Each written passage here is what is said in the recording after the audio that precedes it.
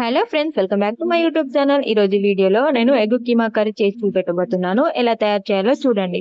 ముందుగా ఒక కడాయి పెట్టుకొని ఇందులోకి ఆయిల్ కానీ నెయ్యి కానీ యాడ్ చేసుకోవాలి. ఇది కొంచెం వేడయ్యాక ఇందులోకి ఆవాలు, జీలకర్ర, మెంతులు వేసి పచ్చిమిర్చి కూడా వేసి మంచిగా కలుపుకోవాలి.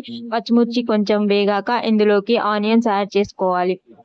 ఆనియన్ వేగాక ఇందులోకి అల్లం వెల్లుల్లి పేస్ట్ యాడ్ చేసుకోవాలి. అల్లం వెల్లుల్లి పేస్ట్ పచ్చివాసన పోయేంత వరకు వేపుకొని ఇందులోకి కొంచెం పసుపు యాడ్ చేసుకొని మొత్తం మిక్స్ చేసుకోవాలి.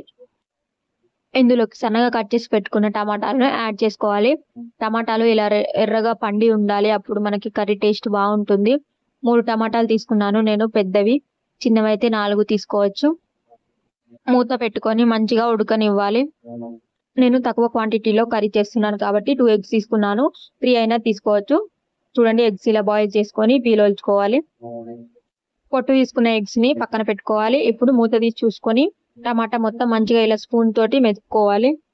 చిల్లీ పౌడర్, సాల్ట్, ధనియా పౌడర్ యాడ్ చేసుకొని ఒకసారి మంచిగా మిక్స్ చేసుకోవాలి. ఒక 2 మినిట్స్ ఉడికిన తర్వాత ఇందులోకి ఒక హాఫ్ గ్లాస్ వాటర్ యాడ్ చేసుకోవాలి. యాడ్ చేసుకున్నాక మళ్ళీ ఒకసారి మొత్తం మిక్స్ చేసుకొని ఇందులోకి ఎగ్స్ ని ఇలా చిన్నగా ఉన్న హోల్స్ సైడ్ పెట్టుకొని ఇలా ఎగ్స్ ని తురుముకోవాలి. ఇప్పుడు స్పూన్ తోటి ఇలా మెల్లిగా కలుపుకోవాలి. స్పీడ్ గా అస్సలు కలపొద్దు. ఇందులోకి కొంచెం పుదీనా, కొంచెం కొత్తిమీర, కొంచెం కసూరి మేతి వేసి మళ్ళీ ఒకసారి మెల్లిగా కలుపుకోవాలి. ఫైనల్ గా మన ఎగ్ కీమా కర్రీ అయితే రెడీ అయిపోయింది. నచ్చితే లైక్ చేయండి, షేర్ చేయండి, సబ్స్క్రైబ్ చేసుకోండి ఫ్రెండ్స్. బాయ్.